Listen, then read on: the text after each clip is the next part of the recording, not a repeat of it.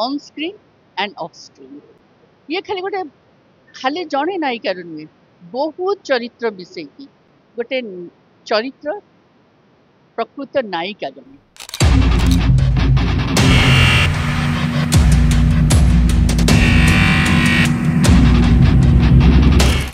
केमती देखुछ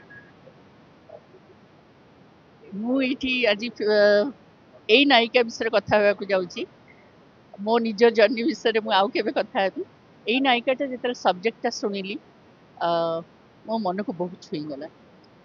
ये भी गोटे ये जो नायिका सब्जेक्टा ये भी गोटे नायिकार जर्नी आउ अति सुंदर भाव में लिखिं Shankar Tripathi story screenplay and dialogue आउ सुधांशु होती तार निर्देशक आमर प्रयोजक तो मु आशा करुच्ची पिक्चरटा बहुत भल हम आमर एबे सब सरी आमे आहुरी सब आर्टिस्ट सिलेक्शन होगी आमे फ्लोर को जीवु आपण मैंने देखी कहे जे आपण मान को यही सब्जेक्टा केमती लगता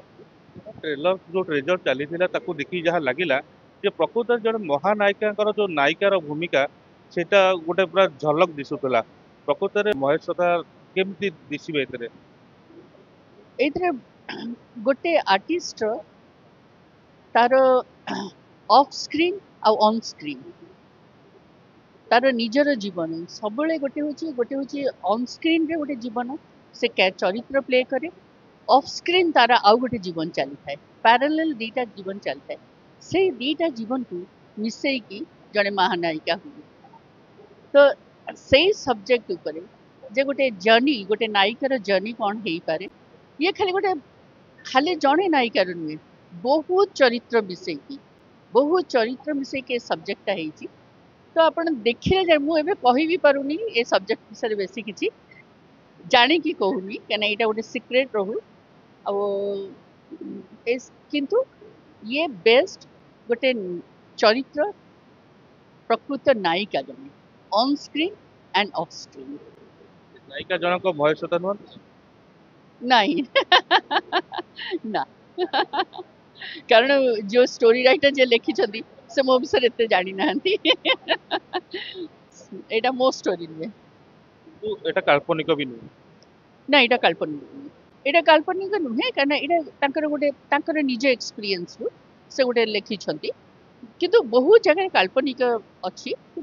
हुए तो मुंडे गोटे राइटर केबे केबे को कैरेक्टर को देखी थाए ता ऊपर गोटे सब्जेक्ट लिखे तो यहाँ इमेजिनेशन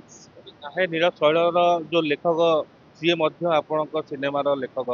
तेणुक गोटे सी उच्च कोटीर सिनेमा हम बोली रुचि निहाती कारण सब्जेक्टा से भाया तो यहाँ बहुत यहाँ मो कर बहुत कठिन हम बहुत डिफिकल्ट हम आउ सुधांशु भी बहुत बड़ चैलेंज